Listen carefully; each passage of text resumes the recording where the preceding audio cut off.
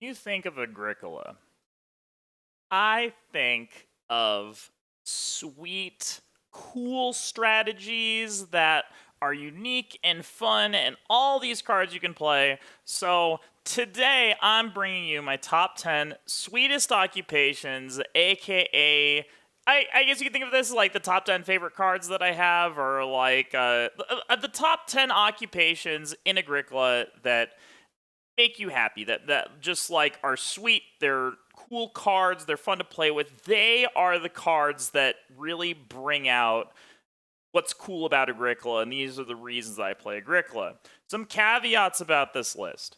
It's my list, that means it's my preferences. And what are my preferences? Well, I like uniqueness of cards. I really like unique effects, and I like effects that really accentuate the creativity within Agricola, because one thing I love about it is the many ways that you can play the game, right? There's like a standard style that you can adapt, but these cards are cards that really change the game in a very positive way and make the game very memorable and fun, and so that's why these cards are on my list. I have a bunch of honorable mentions. My first honorable mention is one of the most sweet cards that's ever been printed. This is White Brazilian. We're going to ignore the bottom text on the card. So it says, play this card only if your top 5 farmyard spaces are unused. Place 1 stable and 1 wild boar on the leftmost or rightmost farm space in this row. And this is where we're going to ignore the text because this is edited for online edition. But basically what you do on the real card is that you have to flick the boar from one of the corners of your farm, and you have 3 tries to land the boar in the tile with the stable in it. And if you land it in the tile with the stable in it, you get to keep the boar. So you can like position the stable and then put it in a way that maybe it blocks the boar, and then you're essentially making like a crocodile shot on your Agricola board. It's a very funny card. The effect is not too powerful, and every time it gets played, it's very memorable because someone has to then flick a boar across their board on the to their stable to keep the boar, which is hilarious. So really fun card. Next, we have Cowboy and Mother as my honorable mention. Cowboy and Mother says from round 4 on, at the end of any work phase at which you use 2 or fewer action spaces and have 2 or fewer family members, so no guests or anything like that, you receive a food. From round 8, you get an animal, and from round 12, you get a plow instead. So this is a card that rewards you from staying on 2 family members. And it does so in a healthy way. There are a couple of other 2 family member cards that are not the most healthy cards. So like there's Big Country, which just says, hey, if you're on 2 family members, I'm going to give you all your food for the rest of the game and a bunch of bonus points, and it's just too powerful. Cowboy and Mother is like a very fair way of doing this. It says like, hey, if you're going to stay on 2 family members, well, you can't grow again, but I'm going to help you out by giving you a little bit of food. I'll give you some animals, and then I'll give you a field as well. It's like a nice way of saying, hey, you can play a 2 family member game. It's not too powerful. You still have to compete with action spaces on the board, and you still got to do normal things. But this card makes it a little bit easier to do that and make a good farm, and I think that it changes the game in a fun way. There's some fun things you could do with this. I think it's in a very fair way. It's not broken like the other cards, and it just changes the game in a nice, positive way. My third honorable mention is a card called Docker. This says at the start of each work phase, you can take a building resource of your choice from the general supply, and if you take a stone or a reed, you skip your first chance to place a worker in the round. So basically, you get skipped in the turn order your first time you go. If you take a wood or a clay, you skip your second chance to take a worker instead.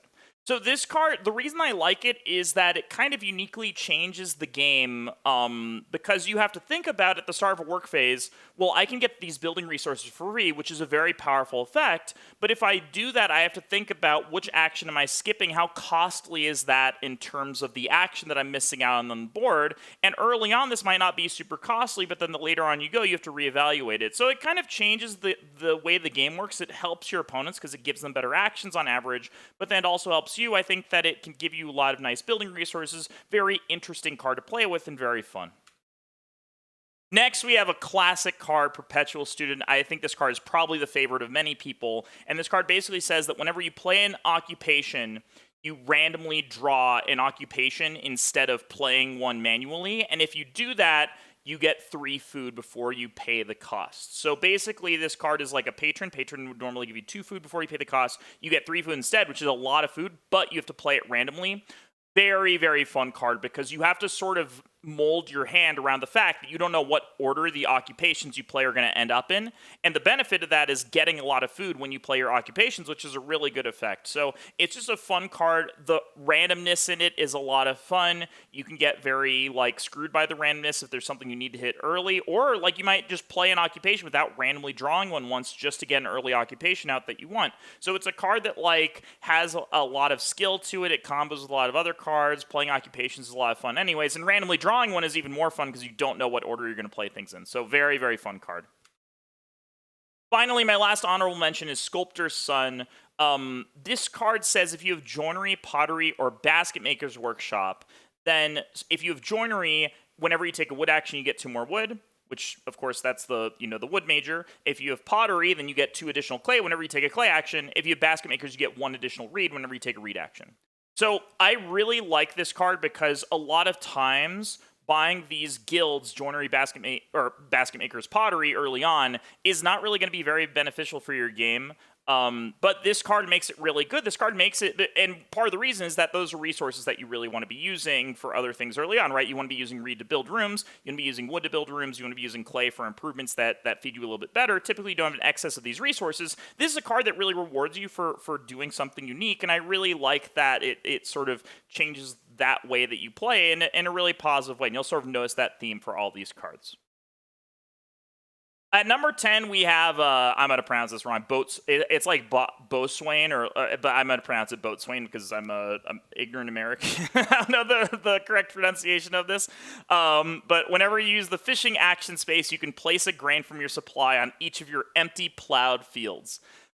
These fields are now counted as planted fields. So why is this card so sweet? This card's sweet because typically the act of getting grain and sowing it onto fields is pretty difficult because you have to take the grain action and take the sow action.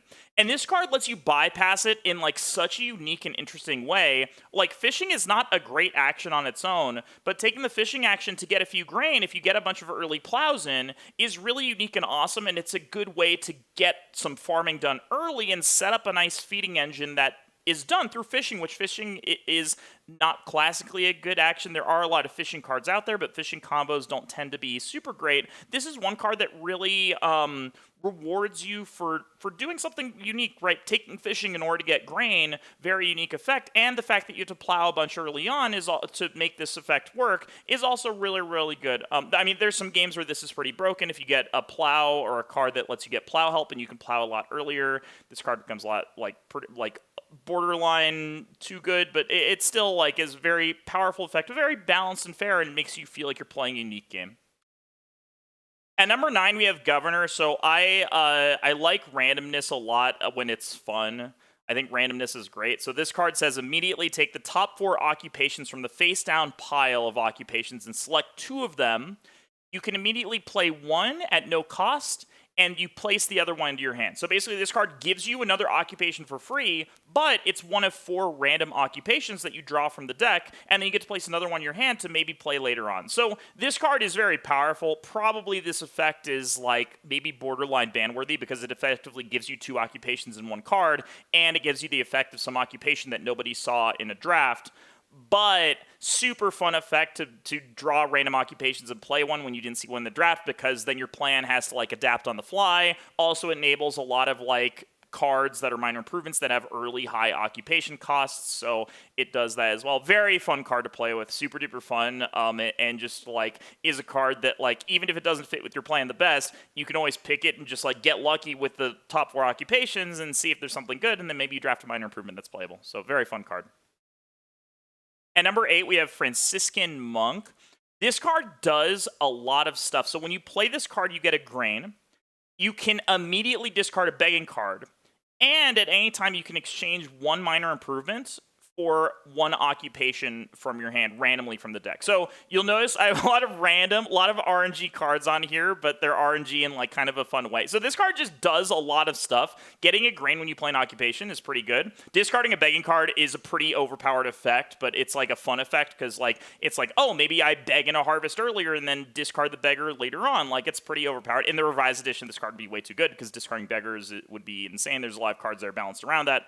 But then turning your minor improvements in your hand that are maybe not good, or maybe there's like passing minors you get that you're not able to play, into occupations that are cards that are maybe more specific and cards that are maybe harder to play or like more specific. It's like really fun. It's a really fun thing. There's some busted stuff you can do with this if you get like tutor or something like that, which gives you a point for every occupation you play after the tutor. Like there's some very, very fun stuff that you can do with this card. I just like that it does so much, and then it allows you to get new occupations to try and gamble at getting something better. I think it's a very fun card to play. A little bit broken probably, but very, very fun. All right, I think this might be the worst card on this list, but man, is card player fun. Cool name, card player, because when you're playing Agricola, what are you doing but playing cards? Secondly, what does this card do? So you make a stack of 1 stone, a reed, a clay, and a wood from bottom to top. So at the top it starts wood, at the bottom starts stone. And then at the end of each round, you move the top resource to the bottom of the stack. So at the end of the first round, you'd move the wood to the bottom of the stack.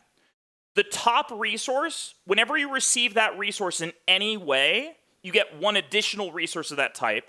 Whenever you receive the bottom resource in any way, you get 1 fewer resource of that type. So at the start, in any way, if you get wood, you get 1 additional wood. If in any way you get stone, you get 1 fewer stone. So it turns reed stone food into just reed food. It turns 3 wood into 4 wood when that's happening. But the crazy cool thing about this card is as the stack cycles, it's going to change how you're evaluating resources, right? When the wood's on the bottom, you can't really take wood in any way in that turn. Or if an effect gives you wood, well, then it's not going to give you any wood. But then, like, when you have, like, reed at the top and then stone somewhere in the middle of the stack, then reed stone food becomes 2 reed, a stone, and a food. Like, it changes the way that you think about resources so much throughout the game. It's incredibly, incredibly fun to play with because of how it changes how you think about the game. I don't think this effect is, like, particularly good because, like, at the end of the day, getting extra building resources of, like, types is not the best effect on a card, but it's so fun to play with. I will never pass up a chance to play with this card just because of how fun it is and how you can like try and line up like, oh hey, if I have this minor improvement that gives me wood, I want to play this on a turn when I have wood at the top of the stack, and that might, you know, delay things, so then I have to time my family growth correctly. Super fun card, really incredible card to play with. I hope this gets implemented everywhere because it's so fun to play with. At number 6, we have Harlequin. And Harlequin, I have it on here, I think, because so what does this card do, first of all? Whenever the starting player of the round uses Traveling Player's action, you get a vegetable.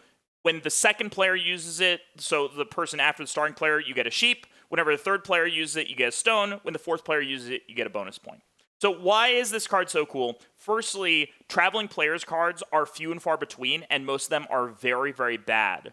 But this card is so cool because not only does it combo if you're doing Traveling Players stuff, but you can play this and then, like, other people can take Traveling Players for you, and you can try and plan around, like, hey, if someone else is taking Traveling Players, well, then I might get a sheep here, like, I might get a bonus point if this person's using it, or maybe I want to use it first to get a vegetable and prioritize it early on. It changes the game in, like, such a unique way, but Traveling Players is, like, not an action that really has a lot going for it, both in terms of card support and in terms of, like, throughout the game, right? It's just a food accumulation space, which is not super important. So a card that makes it valuable, right? Getting a vegetable or a bonus point or even a sheep off of it is, like, very, very good.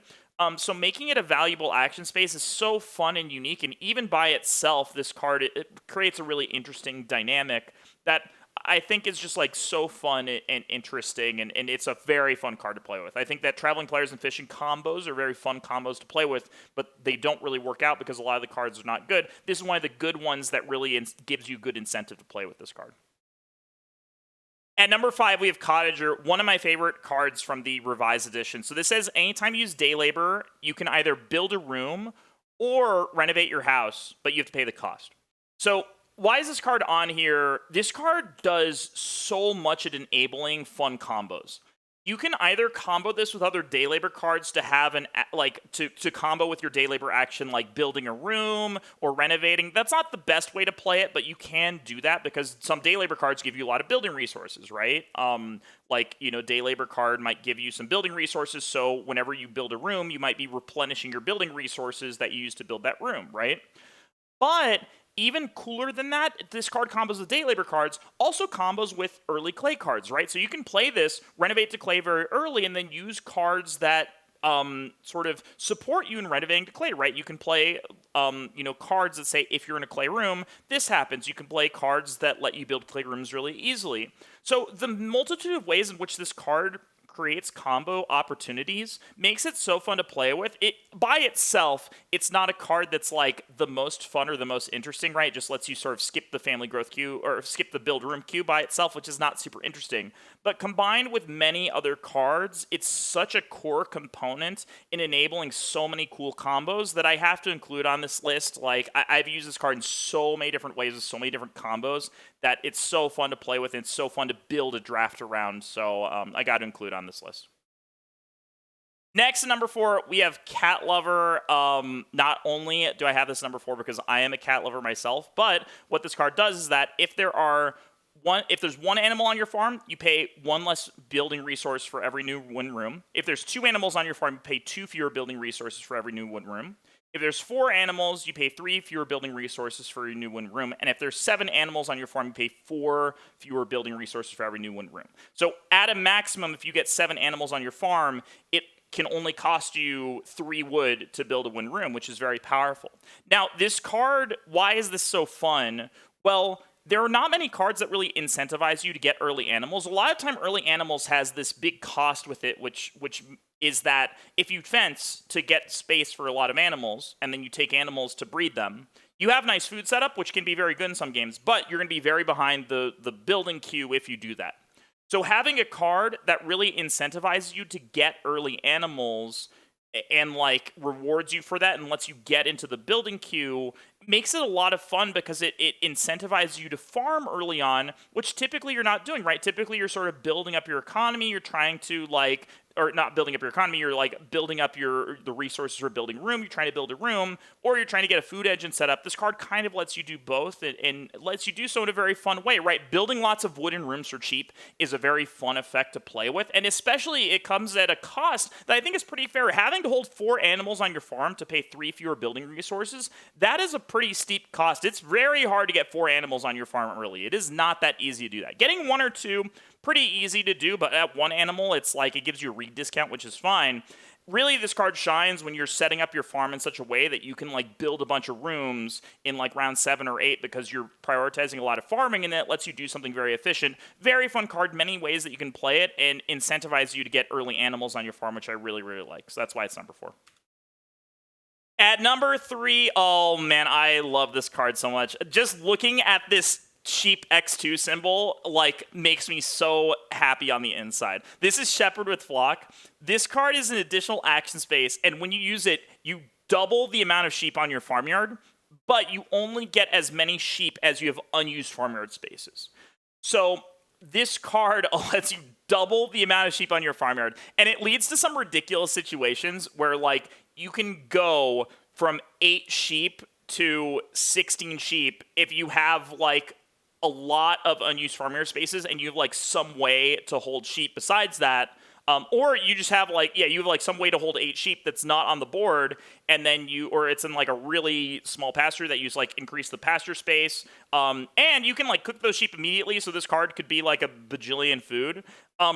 It's such a fun card to play with. Like, doubling your sheep is such a funny, powerful effect that like, it takes some planning around, right? You got to build your stables in a certain way. You got to get sheep set up.